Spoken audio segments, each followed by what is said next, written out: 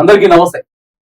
తెలంగాణ ఉద్యమ నేత, తెలంగాణ సాధించిన తర్వాత సుదీర్ఘ కాలం పాటు తెలంగాణ ఉద్యోగుల పక్షాన నిలబడి ఉద్యోగుల సమస్యలు తీర్చడంలో ప్రధాన పాత్ర వహించినటువంటి జేఏసీ చైర్మన్ గా, ఉద్యోగుల జేఏసీ చైర్మన్ గా పనిచేసినటువంటి, ఆ తర్వాత తెలంగాణ బేవరేజ్ కార్పొరేషన్ చైర్మన్ గా కూడా పనిచేసినటువంటి దేవి ప్రసాద్ రావు గారు ఈరోజు మనతో ఉన్నారు. సార్ తోటి ప్రతి విషయం కూడా, ఉద్యమంలో జరిగినటువంటి సన్నివేశాలు, ఆ తర్వాత తెలంగాణ ఏర్పడిన తర్వాత 10 ఏళ్ల పాటు బీఆర్ఎస్ పాలన ఎలా సాగింది, మరి ఇప్పుడు కొత్తగా కాంగ్రెస్ ప్రభుత్వం ఏర్పడి సంవత్సరం అయిపోతున్నటువంటి సందర్భంలో ఇప్పుడు పాలన ఎలా ఉన్నది అనేది ప్రతి విషయాన్ని కూడా క్లుప్తంగా తెలుసుకోవడానికి ఈరోజు మనం ముందుకు వెళ్తా ఉన్నాం. సార్ నమస్తే. సార్ నమస్తే. సార్ చెప్పండి, ప్రధానంగా ఉద్యమంలో కేసీఆర్ గారితో మీరు అతి దగ్గరగా పనిచేసిర్రు, ఆయన గారితో ఉన్నటువంటి మీకు అనుబంధం ఏంటి ప్రధానంగా? ముందుగా ఆకాశం టీవీ వీక్షకులకు అందరికీ నమస్కారం.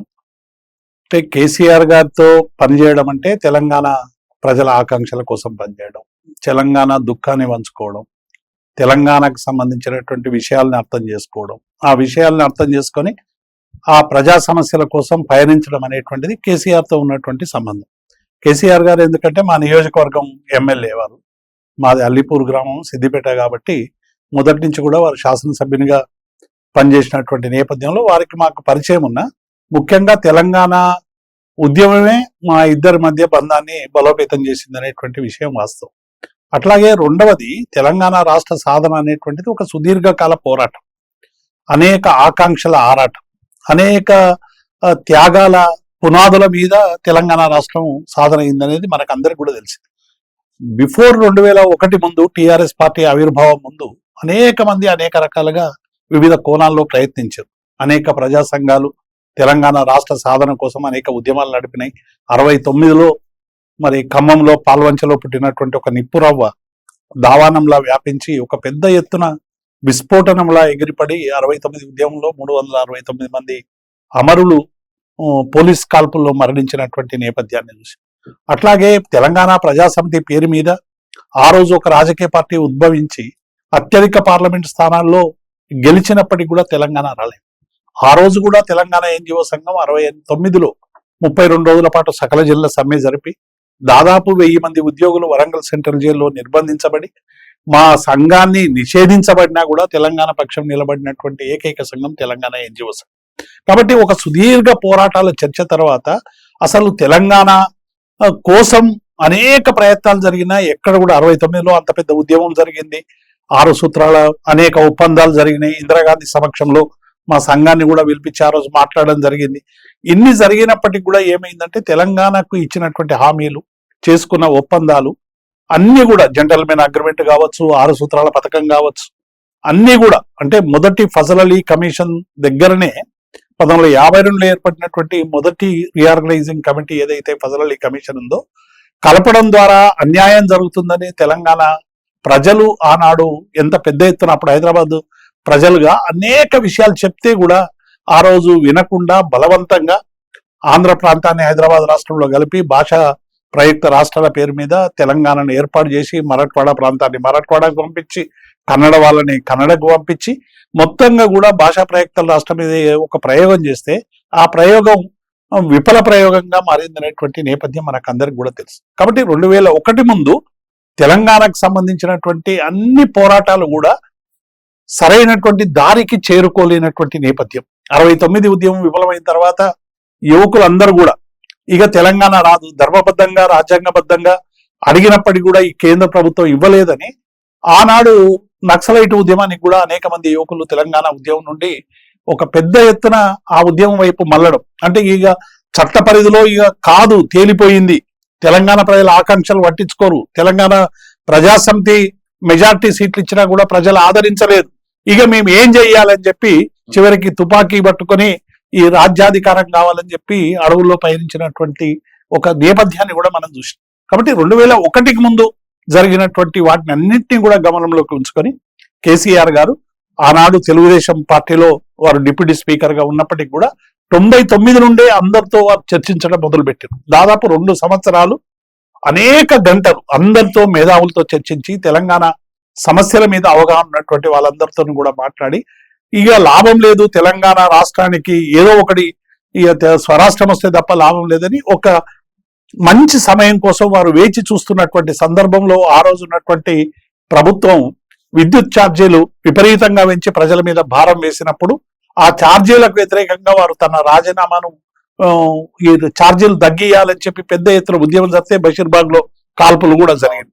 ఇటువంటి సందర్భంలో మొత్తంగా కూడా తెలంగాణతో ఒక నిర్బంధమైనటువంటి ఉమ్మడి రాష్ట్రంలో తెలంగాణ అంటే నక్సలైట్ అనడం, తెలంగాణ అంటే గొంతు కోయడం, తెలంగాణ అంటే ఎత్తుకెళ్లడం, తెలంగాణ అంటేనే పరాయివాడిగా చూడడం, తెలంగాణ ఉద్యోగం అంటేనే ఎక్కడో వెనక సీట్లో ఉండడం, తెలంగాణ ఎస్ఐ అంటేనే ఏదో మారుమూల ప్రాంతాల్లో పడేయడం.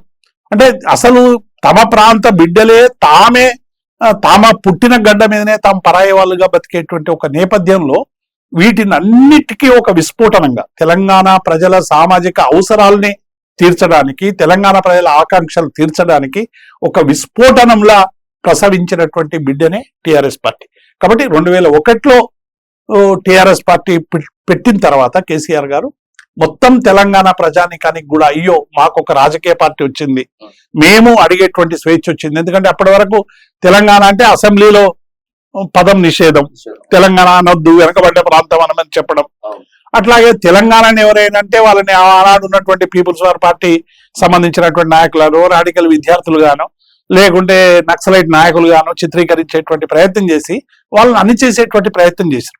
కానీ కేసీఆర్ గారు వచ్చిన తర్వాత వీటికి అన్నిటికీ ఒక రాజకీయ పరమైనటువంటి ఒక విశాలమైనటువంటి ఒక వేదిక టిఆర్ఎస్ పార్టీ అయింది. ఆట మాట పాట అన్ని బంద్ అయినటువంటి నేపథ్యంలో తెలంగాణను గొంతు విప్పేటువంటి ఒక గొప్ప సాహసం కేసీఆర్ గారు చేయడం అనేటువంటిది ఒక గొప్ప చరిత్రలో ఒక గొప్ప ఒరవడి అనేటువంటిది మనకు అర్థమవుతుంది. బాగా వివక్షత చూపించేది సార్. అసలు వివక్షత పైన ఉన్న ఆఫీసర్లు కానీ ఉద్యోగుల మీద.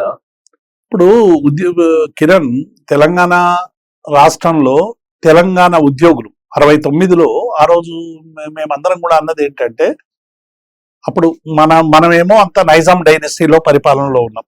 అంటే తెలంగాణ ప్రాంతం అంతా కూడా వివిధ నైజాం కు సంబంధించినటువంటి డైనెస్టీలో ఉన్నాం. కోస్తా ఆంధ్ర ప్రాంతం అంతా కూడా బ్రిటిష్ పరిపాలనలో ఉన్నది. అక్కడ అన్ని కాన్వెంట్ స్కూళ్ళు, ఇక్కడనేమో ఉర్దూ మీడియం స్కూల్. ఈ జనరల్ గా ఉద్యోగులకు సంబంధించినటువంటి ఇక్కడ నైజాం ప్రభుత్వంలో వీరోచితమైనటువంటి పోరాటాలు చేసి ఇక్కడ అనేక ఉద్యమాలు, సాయుధ రైతాంగ పోరాటం, తర్వాత గంగా జమున తైజీబు, ఒక ఏమంటారు మత సామరస్యం వెళ్లి విరిసేటువంటి ఒక నేపథ్యం, ఇవన్నీ ఉన్నటువంటి నేపథ్యంలో ఇక్కడ ఉద్యోగులందరూ కూడా ఒక వీరోచితమైనటువంటి పోరాటం చేసి ఆనాడు నైజాం మీద అద్భుతమైనటువంటి వేతనాలని సంపాదించుకున్నటువంటి ఉంది. అక్కడ ఉన్నటువంటి ఉద్యోగులకి ఇక్కడికంటే వేతనాలు తక్కువ ఉన్నాయి. ఎందుకంటే తెలంగాణ సర్ప్లస్ స్టేటు, తెలంగాణ అప్పటికే సకల సంపద ఉన్నటువంటి రాష్ట్రం. ఈ కలయికతో ఏమైందంటే 56లో కాసు బ్రహ్మానంద రెడ్డి నాయకత్వంలో మొదట పే రివిజన్ కమిషన్ అనేటువంటిది పే రివిజన్ కమిషన్ వేసి, ఈ పే రివిజన్ కమిషన్ తెలంగాణ ఉద్యోగుల పాలిట పే రిడక్షన్ కమిటీగా మారి, వాళ్ళకు ఉదాహరణకు వాళ్ళకి 50 రూపాయలు మనకు 60 రూపాయలు ఉంటే 60 రూపాయలు అందరికి ఇవ్వాల్సినటువంటి ప్రభుత్వం మా జీతాలను 50కి తగ్గించి, ఎక్కడ అసలు ఓ రాష్ట్రం వస్తే సంతోషంగా ఒక రూపాయి పెరుగుతా అనుకోవాలి, కానీ ఆ వివక్ష తెలంగాణకు ఉద్యోగులతోనే స్టార్ట్ అయింది. అందుకే జయశంకర్ గారు ఏమైందంటే, ఈ రాష్ట్రం ఆవిర్భావానికి ముందు ఆయనకు అపాయింట్మెంట్ ఆర్డర్ వచ్చింది. కొత్తపల్లి జయశంకర్ గారు టీచర్ గా ఆయనకి ఇచ్చినప్పుడు 240 రూపాయల స్కేల్ తో ఆయనకు ఉద్యోగం ఇస్తే, తెలంగాణ రాష్ట్రం మరి ఉమ్మడి రాష్ట్రం అయిన తర్వాత ఆయన వేతనం 200లకు తగ్గింది. అంటే ఆయన జయశంకర్ గారు చాలా సందర్భాలు అన్నాడు, వివక్ష నాతోనే మొదలైంది తెలంగాణలో అని. అంటే తెలంగాణలో వివక్ష అనేటువంటిది ఉద్యోగుల మీద విపరీతమైనటువంటి వివక్ష. తర్వాత ప్రమోషన్లలో ఇక్కడికి వచ్చిన తర్వాత ఉర్దూ మీడియం కావడం వల్ల ఇంగ్లీష్ లో సహజ సిద్ధమైనటువంటి ప్రావీణ్యం లేకపోవడం కారణాన ఇక్కడ అనేక మంది ఉద్యోగులకు ప్రమోషన్లు తిరస్కరించారు. కేవలం ఇంగ్లీష్ లో ప్రావీణ్యం ఉన్నటువంటి వాళ్ళకే ప్రమోషన్లు ఇచ్చేటువంటి ప్రయత్నం చేయడం. ఇట్లా తెలంగాణ ఉద్యోగులకు అన్యాయాల పరంపర అనేటువంటిది విపరీతంగా అయిపోయి ఇక్కడ సన్ ఆఫ్ ది సాయిల్స్ కు సరైనటువంటి ఉద్యోగాలు లేక బయట నుంచి ఉద్యోగాలన్నింటినీ కూడా రప్పించి వాళ్ళకి సంబంధించినటువంటి మనుషుల్ని పేషీలలో పెట్టుకొని వాటికి సంబంధించినటువంటి వ్యక్తుల్ని సచివాలయాల్లో పెట్టుకొని మొత్తంగా కూడా ఈ ప్రాంత బిడ్డలకు అంటే పూర్తిగా అన్యాయం జరిగింది. అందుకే 52లో ఈ 56 నుంచి 69 వచ్చే వరకు మేము ఏదైతే ఫజల్ అలీ కమిషన్ ముందు చెప్పినామో అన్యాయం జరుగుతుందని 68కి వచ్చే వరకు నిజంగా తేలిపోయింది. అసలు ఎక్కడ కూడా తెలంగాణ ఉద్యోగులు కనబడేటువంటి పరిస్థితి లేదు, తెలంగాణకు తీవ్రమైనటువంటి అన్యాయం జరుగుతా ఉంది అని మళ్ళీ తెలంగాణ మూవ్మెంట్ స్టార్ట్ అయింది. ఆ సందర్భంగా అనేక హామీలు వచ్చినాయి. హామీలు వచ్చినా ఏ హామీలు కూడా నిలవలేదు. మళ్ళీ 85 వచ్చే వరకు ఒక పెద్ద ఎత్తున ఉల్లంఘనలు జరుగుతా ఉన్నాయి.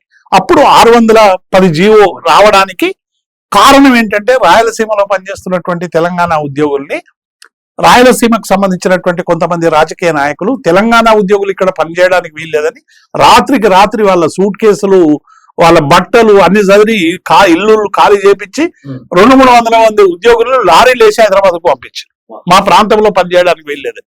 అప్పుడు మా తెలంగాణ ఎన్జిఓ సంఘానికి నాయకత్వం వహిస్తున్నటువంటి స్వామినాథం గారు అప్పుడు మాకు అధ్యక్షుడు. వారు ఏం చేశారంటే ఇదేమి అన్యాయం అని చెప్పి ఎన్టీ రామారావు ఇంటి ముందు హ్యాబిట్స్ లో ధర్నా చేసి మేమందరం 85లో ధర్నా చేసి మరి తెలంగాణ ఉద్యోగులు రాయలసీమలో పనిచేయడానికి రాయలసీమ ప్రాంత వాసులు ఇష్టపడతలేరు, కానీ హైదరాబాదు తెలంగాణకు సంబంధించినటువంటి గడ్డ ఇక్కడ ఆంధ్ర ఉద్యోగులు ఎందుకు పనిచేయాలి, మేము కూడా అలో చేయం. కాబట్టి ఈ ఘర్షణల వల్ల రాష్ట్రం అంతా కూడా పెద్ద ఎత్తున నిప్పులు కక్కేటువంటి రాష్ట్రంగా తయారవుతుంది. దీని మీద మీ వైఖరి ఏంటి అని చెప్పి ఆ రోజు ఎన్టీ రామారావు దగ్గర అంటే ఎన్టీ రామారావు సహజంగా కొద్దిగా స్పాంటేనియస్ గా రెస్పాండ్ అయ్యేటువంటి ముఖ్యమంత్రి. వెంటనే 610 జీవో ఇచ్చి ఇక్కడ ఎవరెవరైతే ఇతర ప్రాంతాల ఉద్యోగులు ఉన్నారో వీళ్ళందరినీ కూడా గుర్తించండి అని ఒక ఐఏఎస్ ల కమిటీ వేసి, జయభారత్ రెడ్డి అని అప్పుడు ఐఏఎస్ సంబంధించినటువంటి కమిటీ వేసి 3 నెలల్లో రిపోర్ట్ ఇవ్వమంటే వాళ్ళు మూడు నెలల్లో వాళ్ళు పరిశీలించి 56,000 మంది ఉద్యోగులు ఆంధ్ర ప్రాంతానికి సంబంధించిన ఉద్యోగులు తెలంగాణ ప్రాంతంలో పనిచేస్తున్నారని ప్రభుత్వానికి రిపోర్ట్ ఇచ్చింది. ఈ రిపోర్ట్ ఇచ్చినాక ఆంధ్ర రాజకీయ నాయకుల్లో పెద్ద కలవరం ఏర్పడ్డది. ఎందుకంటే వాళ్ళ ప్రయోజనాల కోసం వచ్చినటువంటి వాళ్ళు వీళ్ళంతా. అప్పుడు పార్టీలకు అతీతంగా ఎన్టీ రామారావు మీద ఒత్తిడి తీసుకొచ్చారు. ఇదేంది మీరు స్పాంటేనియస్ గా చెప్పినారు, మొత్తం మనోళ్ళకి అన్యాయం జరుగుతుంది, మనం మన ఆంధ్రోనివి మాకెందుకు నష్టం చేస్తావు అని చెప్పితే వెంటనే 610 జీవోకి సంబంధించి అసలు ఏ ఒక్క ఉద్యోగిని కూడా వెనక్కి తీసుకునేటువంటి పరిస్థితి చేయలేదు. 85లో ఇక తెలంగాణలో మొత్తుకున్నారు, ఏడ్చిండ్రు, కన్నీళ్లు పెట్టుకున్నారు, ఏం పెద్దగా లేదు. మన రాజకీయ నాయకత్వం పెద్దగా స్పందించే రాజకీయ నాయకత్వం లేదు. దాంతో అసలు ఉద్యోగులకు పూర్తిగా అన్యాయం జరిగేటువంటి ప్రక్రియ చాలా కాలంగా కొనసాగింది. కాబట్టి 2001 వరకు ఈ పరంపర ఇది నడుస్తూనే ఉంది. 60 అన్ని మొత్తం అంటే దశాబ్దాల కాలంగా తెలంగాణ వాళ్ళు పోరాటం చేయడం, ఆ పోరాటంలో మరణించడం, లేకుంటే కష్టాలు పడడం, జైలు పాలు కావడం, జీవితాలన్నీ విధ్వంసం కావడం తప్ప ఏ ఒక్కనాడు కూడా ఈ సమస్యలకు సరైనటువంటి అడుగు పడింది లేదు. కాబట్టి తెలంగాణ వాళ్ళకు ఏమైపోయింది 85 తర్వాత ఇక్కడ ఉద్యోగుల పరిస్థితి ఏమైపోయిందంటే ఇక తెలంగాణ దేవుడు కానీ మనకు సమస్యలు చాలా వస్తున్నాయి. ఈ సమస్యల పరిష్కారం కోసమని ఆంధ్ర తెలంగాణ ఉద్యోగులు అందరు కలిసి ఒక జాయింట్ యాక్షన్ కమిటీ పెట్టుకొని మేము మా పిఆర్సీల కోసం మా డిఏల కోసం పొట్లాడే సరిపోయింది. అసలు తెలంగాణ సోయిపోయింది. 85 నుంచి అసలు తెలంగాణ సోయలేదు. 82, 83 నుంచి ఉద్యోగులలో ప్రముఖంగా తెలంగాణ సోయున్నా దాన్ని ఎక్స్ప్రెషన్ చేసే వేదికలు లేవు. దానికి వ్యతిరేకంగా మాట్లాడేటువంటి వాళ్ళ సంఖ్య తక్కువ అయిపోయింది, ఉన్న డైవర్ట్ చేసేటోళ్ళు. కాబట్టి ఎక్కడ కూడా లేదు. కానీ ఒక తెలంగాణ ఎన్జిఓ సంఘం మాత్రమే రాష్ట్రం, ఉమ్మడి రాష్ట్రం ఆంధ్రప్రదేశ్ అయినా కూడా పేరు మార్చుకున్నటువంటి ఏకైక సంఘం తెలంగాణ ఎన్జిఓ సంఘం. చాలా పేర్లు ఆంధ్రప్రదేశ్ గా బోర్డులు మార్చేసారు. మాది హైదరాబాద్ సర్కారీ ములాజిమ్ యూనియన్ అని ఉండే మా పేరు. మేము దాన్ని తెలంగాణ ఎన్జిఓ సంఘంగా మార్చుకున్నాం. మిగతా వాళ్ళందరూ ఆంధ్ర సంఘాలుగా పేరు మార్చుకున్నారు. కానీ మాకు ముఖ్యమంత్రుల నుంచి కూడా ఒత్తిడి వచ్చింది, మీరు ఉమ్మడి రాష్ట్రం ఆంధ్రప్రదేశ్ తెలంగాణ పేరు ఏందని. అయినప్పటికీ కూడా మా తెలంగాణ అస్తిత్వం నిలుపుకోవడానికి తెలంగాణ ఉద్యోగులం అని చెప్పి మేము చాలా స్పష్టంగా మా పేరును మాత్రం మార్చలేదు. కాబట్టి ఇది ఉద్యోగులకు సంబంధించినటువంటి అంటే అప్పుడు 69 ఉద్యమంలో ప్రధానమైనటువంటి నినాదాలు 2. నీళ్లు లేవు అప్పుడు, నిధులు, నియామకాలు. నీళ్ళకు ఇంకా మనకు లేదు. అప్పటికి రాజసాగర్ కట్టినా మనం అనుకున్న ప్రాంతంలో అది నిర్మించలేకపోయినా తెలంగాణ ప్రాంతంలో ఎక్కడ ప్రాజెక్టులు లేకపోయినా పోతూనే ఉన్నాయి. కానీ ఆ టీఎంసీల లొల్లి కానీ ఆ ప్రాజెక్టుల విషయం కానీ మనకు పెద్దగా సోయి లేదు. మన ఫైట్ అంతా కూడా నిధులు నియామకాల మీదనే పోయింది. కాబట్టి అది అందులో ఎక్కువ రైతాంగం పార్టిసిపేట్ కాలేదు. 69 ఉద్యమంలో 69 ఉద్యోగుల్లో పార్టిసిపేట్ అయిందంతా కూడా విద్యార్థులు, ఉద్యోగులే ప్రధానమైన కనిపిస్తుంది కాబట్టి, అంటే కొట్టొచ్చినట్టు కనబడుతుంది కాబట్టి ఈ రంగాలే వచ్చినాయి. నెక్స్ట్ ఉద్యమం 2001 టీఆర్ఎస్ వచ్చిన తర్వాత రైతాంగం ఎందుకు తోడైందంటే నీళ్లు. ఎందుకంటే మనకు రావాల్సిన నీళ్లు మనకు కృష్ణాలో మన వాటా దక్కలేదు, గోదావరిలో మన వాటా దక్కలేదు. ఒక్క టీఎంసీ వస్తే 10,000 ఎకరాలు వాడతాయట.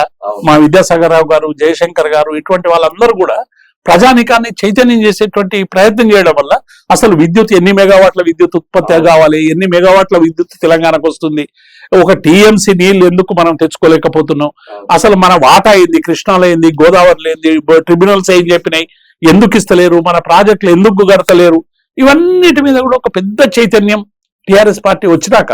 టిఆర్ఎస్ పార్టీ ఒక రాజకీయ పార్టీ అయినప్పటికీ కూడా తెలంగాణ ప్రజలకు సంబంధించినటువంటి అనేక సామాజిక అంశాల పట్ల, అది నీళ్ల పట్ల కావచ్చు, నిధుల పట్ల కావచ్చు, నియామకాల పట్ల కావచ్చు, వివక్ష పట్ల కావచ్చు, భాష పట్ల కావచ్చు, అస్తిత్వం పట్ల కావచ్చు, సాంస్కృతిక రంగాల్లో జరిగినటువంటి దోపిడీ కావచ్చు, మీడియాలో జరుగుతున్నటువంటి అన్యాయాలు కావచ్చు, ఇవన్నీ కూడా ఒక విశాలమైనటువంటి ఒక దృక్పథంతో ఈ అంశాలన్నీ కూడా ప్రజల్లో పెద్ద ఎత్తున చర్చ వచ్చేటువంటి ప్రయత్నం చేసేసారు. దాంతోనే ప్రజల్లో అన్ని వర్గాలు, అసలు అందుకే మీకు తెలంగాణ ఉద్యమం అనేది సబ్బండ వర్గాల ఉద్యమం అని, అందుకే జయశంకర్ గారు దానికి ఒక పేరు పెట్టిండ్రు. రాడికల్ విద్యార్థి సంఘం నుండి రాష్ట్రీయ స్వయం సేవక్ సంఘ్ వరకు ఉన్నటువంటి వాళ్ళందరం కూడా తెలంగాణ కోసం కొట్లాడదామని, ప్రతి ఒక్కరం భాగస్వామ్యం కావాలి.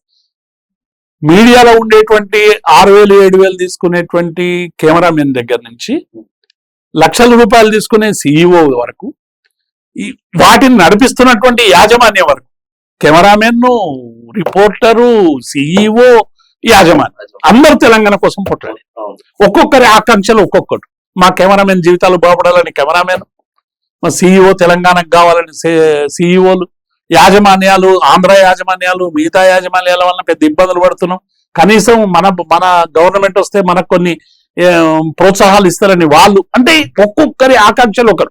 చివరికి ఏమైందంటే పేపర్లు ఏరుకునేటువంటి వాళ్ళు సీసాలు కూడా ఏరుకుంటారు, ఏరుకొని ఇస్తారు.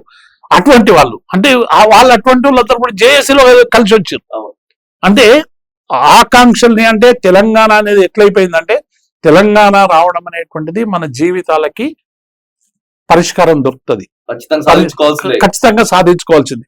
నేను ఆ పోరాటంలో ఉండాలనేటువంటి ఒక గొప్ప చైతన్యం తెలంగాణ ఉద్యమం తెచ్చింది. దానికి కేసీఆర్ ఇచ్చినటువంటి టచ్ ఏంటంటే, అంతవరకు ప్రజా సంఘాలు పనిచేసిన ఒక రాజకీయ పరమైనటువంటి దానికి ఒక టచ్ ఇవ్వడం, రాజకీయ పరమైనటువంటి నేపథ్యం ఇవ్వడం, ఆ రాజకీయ పరమైనటువంటి పార్టీ పెట్టడం దేశవ్యాప్తంగా. ఎందుకంటే తెలంగాణ రావాలంటే కొట్లాడితే రాదు, అదే రాజ్యాంగబద్ధంగా పార్లమెంట్ లో బిల్లు పాస్ కావాలి. బిల్లు పాస్ కావాలంటే పార్లమెంట్ లో మనకు బలం ఉండాలి. మనం బలం ఉండాలంటే అన్ని రాజకీయ పార్టీలని సంప్రదించాలి, వాళ్ళని అనివార్యంగా ఒప్పించాలి. ఈ ఒప్పించడానికి ఒక పెద్ద ఎత్తున కేసీఆర్ గారు అనేక ప్రయత్నాలు చేశారు. పోర్టు కాంగ్రెస్ తో పొత్తు పెట్టుకున్నాడు, కేంద్ర మంత్రి వస్తే పోర్టుపోలియో లేకుండా మంత్రిగా ఉన్నాడు, ఇక్కడ పొత్తు పెట్టుకొని రాష్ట్ర మంత్రివర్గంలో చేరినరు. ప్రెసిడెంట్ స్పీచ్ లో ఈ విషయం చెప్పించిండు, కామన్ మినిమం ప్రోగ్రామ్ లో పెట్టించిండు, ఇందిరాగాంధీతో కరీంనగర్ సభలో అనిపించిండు. ఆ చివరికి ఆయన అమర నిరాహార దీక్ష చేసి, చావోరేవో తెలుసుకోవడానికి అమర నిరాహార దీక్ష చేసి చిదంబరంతో ప్రకటన చేయించాడు. అంటే ఇవన్నీ కూడా, అంటే ఈ క్రొనాలజికల్ ఆర్డర్ అంతా కూడా ప్రజల భాగస్వామ్యం ఉన్న ఈ మొత్తం ప్రజా భాగస్వామ్యం అన్నంతా కూడా ఒక పెద్ద ఎత్తున నాయకత్వం వహించి నిటారుగా నిలబడి తెలంగాణ తీసుకురావడంలో కేసీఆర్ అనేటువంటిది ప్రధాన పాత్ర. కాబట్టి కేసీఆర్ అనేది తెలంగాణ ఉద్వేగం, తెలంగాణ అస్తిత్వం, తెలంగాణ పోరాటం, తెలంగాణ ఆకాంక్ష మొత్తం. అసలు కేసీఆర్ అనేటువంటి పదాన్ని ఇలాగో పిచ్చి కూతలు కూస్తా ఉన్నారు కొందరు, తెలంగాణలో కేసీఆర్ పదం లేకుండా చేస్తామనేటువంటి వాళ్ళకి తెలంగాణ అన్న ప్రతి సందర్భంలో కేసీఆర్ గుర్తుకొస్తుంది. కేసీఆర్ లేకుండా తెలంగాణ లేదు, తెలంగాణ లేకుండా కేసీఆర్ లేదు. కాబట్టి ఈ పిచ్చి ప్రయత్నాలు బాని తెలంగాణ రాష్ట్ర అభివృద్ధి కోసం పనిచేయాలని మీ ఛానల్ ద్వారా నేను వాళ్ళకి విజ్ఞప్తి చేస్తాను. తప్పకుండా సార్. ఇక మరి ఉద్యోగులంతా కూడా ప్రధానంగా ప్రత్యేక రాష్ట్రం సాధించుకున్నామనంటే ఉద్యోగుల పాత్ర చాలా కీలకమైనది. ఎందుకంటే ఉద్యోగం మన కుటుంబం కూడా వెనక కనపడుతుంది. Yeah. సరే కామన్ పీపుల్ అంటే ఓకే, అంటే మనకు ఒక ప్రభుత్వ ఉద్యోగం ఉన్నది, దాన్ని కూడా పనంగా పెట్టి ఉద్యోగులు అందరి పక్షాన మళ్ళీ మీరు వాళ్ళకి ప్రాతినిధ్యం వహించి వాళ్ళని మోటివేషన్ చేసుకుంటా ఏ రోజైనా సరే ఉద్యోగం పోతే పరిస్థితి ఏంది అనేటటువంటి ఆలోచన వచ్చింది ఎప్పుడైనా?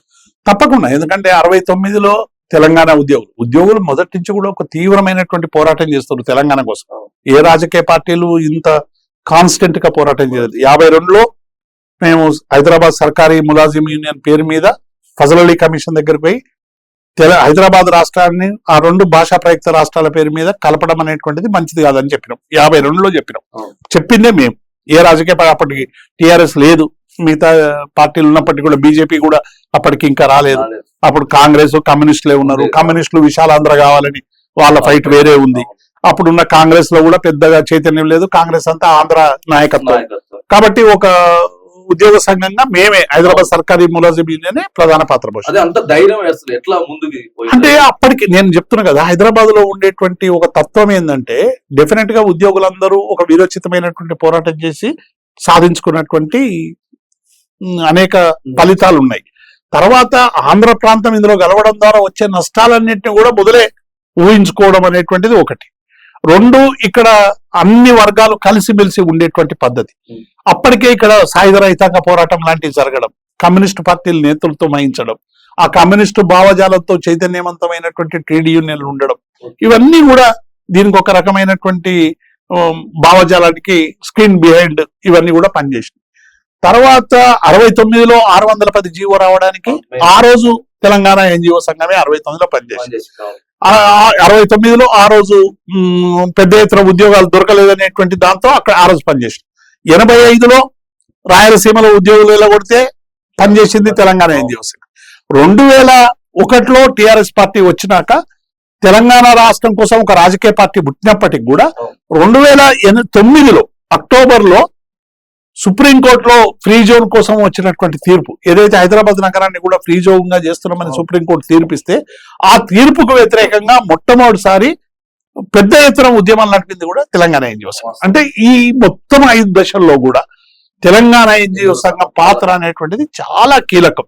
ఉద్యోగులు 1000 మంది సెంట్రల్ జైల్లో నిర్బంధించబడితే ఆ 1000 మంది, ఆ రోజు సోషల్ మీడియా లేదు, ఇంత మాధ్యమాలు లేవు, బ్లేడు తీసుకొని 1000 మంది తమ చేతులు కట్ చేసి ఒక కుండలో రక్తం నింపి ఆ రక్తంతో కేంద్ర ప్రభుత్వానికి లేఖ రాసి, అంటే తెలంగాణ ఆకాంక్ష అనేటువంటిది ఉద్యోగుల్లో ఏ మోతాదులో ఉందో మనం ఈ సంఘటన ద్వారా మనకు వ్యక్తిగతంగా కూడా విమర్శలు చేసి అరెక్ట్ ప్రయత్నాలు కూడా చాలా చాలా చాలా ప్రయత్నాలు కూడా అనేక ప్రయత్నాలు జరిగినాయి. అంటే ఉద్యమం అన్నప్పుడు సహజంగానే ఉద్యమ వ్యతిరేక శక్తులు పనిచేస్తుంటాయి. కేసీఆర్ గారిని తిట్టినది ఇట్లు భారతదేశంలో ఏ నాయకుడు తిట్టలేదు. అయినప్పటికీ కూడా కేసీఆర్ తన మీద వ్యక్తిగతంగా తిట్టిరు కాబట్టి తన మానసిక స్థైర్యాన్ని ఎప్పుడు కోల్పోలేదు. ఇవి వస్తూనే ఉంటాయి. ఈ తిట్ల నడమనే మన ప్రయాణం కొనసాగాలని వారు ఏ నిర్ణయం అయితే తీసుకున్నారు అదే ఇలా తెలంగాణ తెచ్చిపెట్టింది. లేకుంటే తెలంగాణ వచ్చేది కాదు. ఆయన కూడా చాలా మంది చాలా రకాలుగా తూలనాడినరు, తిట్టినరు, రకరకాలుగా అది చేసినరు. చేసినప్పటికీ కూడా ఆయన మనోధైర్యాన్ని లక్ష్యం వైపే గురిపెట్టాడు. కేసీఆర్ కున్నటువంటి గొప్పతనం ఏంటంటే ఆయన ఏ పని అయితే తీసుకుంటాడో ఆ పని గమ్యం ముద్దాడేదాకా ఆయన నిద్రపోడు. సార్ ప్రతి దశలో కూడా మీరు ఉన్నారు. 85లో ఉన్నారు, 68లో ఉన్నారు, 2001 నుంచి కూడా సుదీర్ఘకాలంగా పనిచేసుకుంటూ వచ్చారు.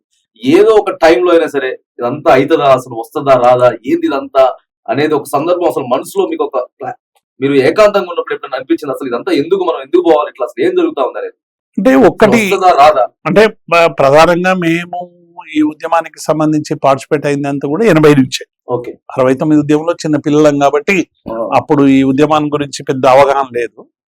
80 నుంచి మేము తెలంగాణ ఎన్జిఓ సంఘంలో నేను మెదక్ జిల్లా తాలూకా కార్యదర్శి అయిన తర్వాత అసలు తెలంగాణ రాష్ట్రం అనేటువంటిది ఎందుకు 69లో మా తెలంగాణ ఎన్జిఓ సంఘం తీర్మానం చేసింది ప్రత్యేక రాష్ట్ర సాధన ద్వారానే మన సమస్యలు పరిష్కారం అయితే. మరి 69లో మనం తీర్మానం చేసినాం. అప్పటికంటే పెద్ద వివక్ష ఇప్పుడు జరుగుతున్నది. 610 జీవో అమలైతే లేదు. మరి ఇవన్నీ కూడా ఏంది అనేటువంటి ఒక చర్చ 85 తర్వాత బాగా తీవ్రంగా స్టార్ట్ అయింది. కాబట్టి మేమందరం కూడా అనుకున్నది ఏంటంటే అసలు తెలంగాణ సాధించుకోవాలి. మన వాళ్ళు 69లో తెలంగాణ కోసం ఫైట్ చేశారు. కేఆర్ రామోసు, స్వామినాథం లాంటి వాళ్ళు చాలా పెద్ద ఫైట్ చేశారు. అనేక మంది ఉద్యోగులు నిర్బంధించబడ్డారు. రాజకీయ పార్టీలు పనిచేసినాయి, అవి సరిగ్గా తీరలేదు. కాబట్టి ఈ మనం తెలంగాణ కోసం పనిచేయాలనేటువంటి ఒక సోయి మా అందరిలో కూడా ఉంది. కానీ దీన్ని ఎక్స్ప్రెషన్ చేయడానికి సరైనటువంటి వేదికలు లేవు. ఏవైనా ఎక్స్ప్రెషన్ చేస్తే నక్సలైట్ అని ముద్ర చేసేటువంటి సందర్భం. అంటే టీఆర్ఎస్ పార్టీ పెట్టే వరకు కూడా ఒక పెద్ద ఎత్తున ఎక్స్ప్రెషన్ అనేటువంటిది, పీపుల్ కు సంబంధించినటువంటి ఎక్స్ప్రెషన్ అనేది ఒక విస్ఫోటనంలా ఎగిరిపడలేదు. అప్పటికి చాలా మంది చాలా రకాలుగా ప్రయత్నాలు చేసినారు, కానీ ఎక్కడ కూడా ఆ ప్రయత్నాలు సరైనటువంటి రీతిలో కాలేదు. కాబట్టి ఈ మొత్తం వాటిల్లో కూడా మీరు అన్నట్టు అనేక సందర్భాలు అసలు తెలంగాణ రాదేమో, రాజ్యాంగబద్ధంగా రావాలి, అంబేద్కర్ ఆశించినట్టు ఆర్టికల్ 3 ప్రకారం తెలంగాణ రావాల్సిందే. ఈ ఒక బలహీనులకు బలవంతులకు మధ్య పోరాటంలో బలవంతులే గెలుస్తారు తప్ప బలహీనం ఎప్పుడు గెలుస్తాము, ఎప్పుడైతుందనే ఆవేదన ఆందోళన ఉండే. ఈ ఏమంటారు వాటికి సంబంధించినటువంటి సజీవ సాక్ష్యాలు కూడా మేము చూసినాం. అనేక మంది ఆ రోజు చెన్నారెడ్డి పెట్టిండు, పోయిండు, మల్లికార్జును, మదన్ మోహన్, రకరకాల వాళ్ళు చాలా ప్రయత్నం చేశారు, దేవేంద్ర గౌడ్, ఇట్లా రకరకాలుగా చాలా మంది, ఇంద్రారెడ్డి, రకరకాలుగా ప్రయత్నాలు చేశారు. కానీ ఏ ఒక్కరు కూడా దాన్ని గమ్య తీరానికి వివిధ కారణాల వల్ల చేయలేదు. వాళ్ళకు ఉండేటువంటి కమిట్మెంట్ ను మనం శంకించలేం. కానీ అప్పుడున్నటువంటి పరిస్థితులకు అనుగుణంగా వాళ్ళ నిర్ణయాలు కానీ మిగతా పోరాటాలు కానీ జరగలేదు. కానీ కేసీఆర్ నిర్ణయం తీసుకున్నాక, కేసీఆర్ పార్టీ పెట్టినాక డెఫినెట్ గా ఇది తెలంగాణ తెస్తుంది అనేటువంటి ఒక నమ్మకం తెలంగాణ ప్రజల్లో ప్రారంభమైంది. 2009లో వారు అమర నిరాహార దీక్షకు పోయి తన చావు తలనోట్లో పెట్టి వారు ఎప్పుడైతే నిరాహార దీక్షకు పోయి చిదంబరంతో ప్రకటన చేయించారో మొట్టమొదటి విశ్వాసం మాకు కలిగింది 2009 డిసెంబర్ 31. నమ్మకం కలిగింది. నమ్మకం అంటే కేంద్రం అప్పటి వరకు ఎప్పుడూ ఒక ప్రకటన చేయలేదు. మేము తెలంగాణ ప్రాసెస్ ఇనిషియేట్ చేస్తున్నామని చిదంబరం అన్న మాటలు మా చెవులలో రింగ్ రింగ్ రింగ్ రింగ్ అని అది మోగిపోయి అప్పుడు ప్రజలకు కానీ మాకు కానీ 2009 వరకు విశ్వాసం లేదు మాకు. కేసీఆర్ పార్టీ పెట్టినా 2001 నుంచి ఒక సుదీర్ఘకాల పోరాటం ఎప్పుడు వస్తుందో తెలియదు, వస్తుంది ఎన్నడూ వస్తుందో తెలియదు. కానీ 2009లో చిదంబరం ప్రకటన వచ్చిన తర్వాత కేసీఆర్ గారు అమర నిరాహార దీక్షతోనే మాకు, ఎందుకంటే మేము పెన్ డౌన్ చేసినాం. ఆ రోజు ఒక 10 రోజులు పెన్ డౌన్, ఖమ్మంలో వారిని నిర్బంధించారు. మేము సిద్దిపేటలో ఉద్యోగ గర్జన సభ పెట్టినాము, ఆ సభలో డిక్లేర్ చేసినాం. కేసీఆర్ గారు మమ్మల్ని అడిగినరు, మరి ఎట్లా ఉద్యోగులందరం ఏం చేస్తారంటే మీరు పోరాటం చేయండి, మీ పోరాటం చేయంత అయ్యే వరకు మీ వెంట ఉంటామని మేము హామీ ఇచ్చినాం. కేసీఆర్ గారు అరెస్ట్ చేయంగానే పెన్ డౌన్ కు వెళ్ళిపోయినాం. పెన్ డౌన్ విరమించండి అని చెప్పి రోషయ్య గారు పిలిచి మమ్మల్ని అందరినీ, మీకు కావాల్సింది రాజ్యాంగ సవరణ అంటారు కదా, నేను పార్లమెంట్ లో పెట్టిస్తా, అసెంబ్లీలో తీర్మానం చేస్తామని రోషయ్య మమ్మల్ని పిలిచి చెప్పిండు. చెప్పినా కానీ మేము ప్రారంభించినప్పుడు ఇది రాజ్యాంగ సవరణ, మేము అందులో దిగిన తర్వాత ఇది ప్రత్యేక రాష్ట్ర సాధన ఉద్యమంగా మారింది అని చెప్పినాం. చెప్పి చిదంబరం ప్రకటన వచ్చే వరకు మేము మా సమ్మె కొనసాగించినాం. పెన్ డౌన్ ఫస్ట్ మొట్టమొదటి ఉద్యమం పెన్ డౌన్. తెలంగాణ ఉద్యమానికి నాంది పలికిందే పెన్ డౌన్. అసలు పెన్ డౌన్ ఎవరు చేస్తారనుకున్నారు? ఆఫీసులకు పోయి అందరు పెన్నులు చెత్తబుట్ల పడేసి కూర్చున్నారు. మొట్టమొదటి 4.5 లక్షల మంది ఉద్యోగులు 10 రోజుల పాటు పెన్ను పెట్టకుండా స్తంభించిపోయింది. కేంద్రమే అసలు ఏంది అని చాలా మంది, ఎందుకంటే ఇది టోటల్ గా కూడా పెద్ద ఎత్తున గ్లోబలైజేషన్ పెరుగుతా ఉన్నది, స్వార్థం పెరుగుతా ఉంది, ఇండివిజువల్ క్యారియర్ మీద ఆలోచిస్తా ఉన్నారు. యునైట్ కావడానికి ఇవాళ సోషల్ మీడియా ఇవన్నీ కూడా పెద్దగా లేవు. ఎట్లా ఏకమైన ఉద్యోగులు అనేది కూడా ఒక పెద్ద సమస్యగా ప్రభుత్వానికి వచ్చింది. ఎప్పుడైతే చిదంబరం ప్రకటన చేసిండో అన్ని వర్గాల్లో కూడా విశ్వాసం వచ్చింది. ఇక మనకు తెలంగాణ వచ్చినట్టే.